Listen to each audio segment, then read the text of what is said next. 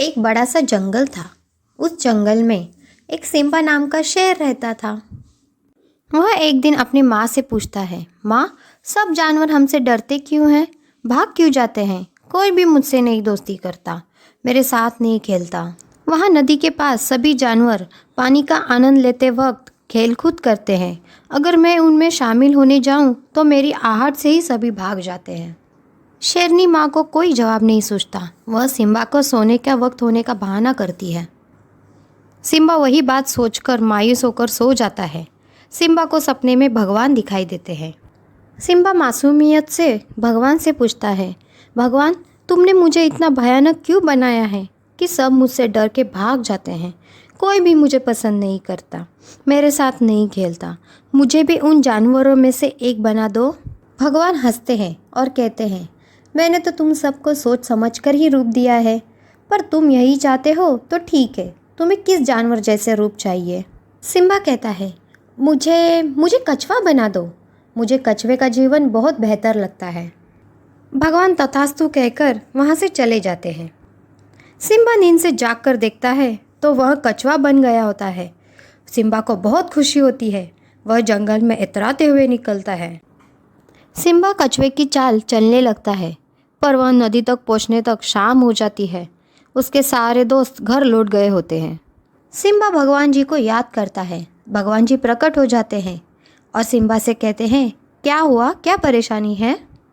Simba कहता है, क्या भगवान, आपने मुझे कछुआ बना दिया। मुझे वक्त में पहुंचने में दिक्कत हुई। भगवान ने कहा, तो तुम्हें कौन सा जानवर बनना है? सिम्बा कहता है, भगवान जी, मुझे इस बार हिरन बनना है। मैं दौड़ते हुए नदी के पास जाऊंगा और खेल कूदूंगा। भगवान जी फिर मुस्कुराते हैं और कहते हैं, तथास्तु। सिम्बा दूसरे दिन उठते ही उछलना कूदना शुरू करता है, क्योंकि वह अब हिरन बन गया होता है। और सिम्बा नदी की ओर दौड़ लगाता है। नदी की ओर जाते वक्त उसको रास्ते में एक भेड़िया दिखाई देता है, जो उसका पीछा करता हुआ देखता है। सिम्बा डर जाता है। उसे लगता है भेड़िया कहीं उसे खा ना ले, इसलिए वह शाम तक वही झाड़ियों के पीछे छिपा रहता है। भेड़िया भी शिकार न मिलने पर शाम हो जाने के कारण घर लौट जाता है। उस दिन भी सिम्बा नदी पर अपने दोस्तों के साथ नहीं खेल पाता। सिम्बा दोबारा भगवान जी को याद करता है। भगवान जी फिर प्रकट हो जाते हैं। वह सिम्बा से कहते हैं, अब क्या हुआ सिम्बा? सिम्बा कहता है, भगवान जी, मुझे हिरन नहीं बनना। मुझे डरा डरा जीवन नहीं जीना। आज भी मैं डर के मारे छिपा रहा। मैं दोस्तों के साथ खेलने नहीं जा सका।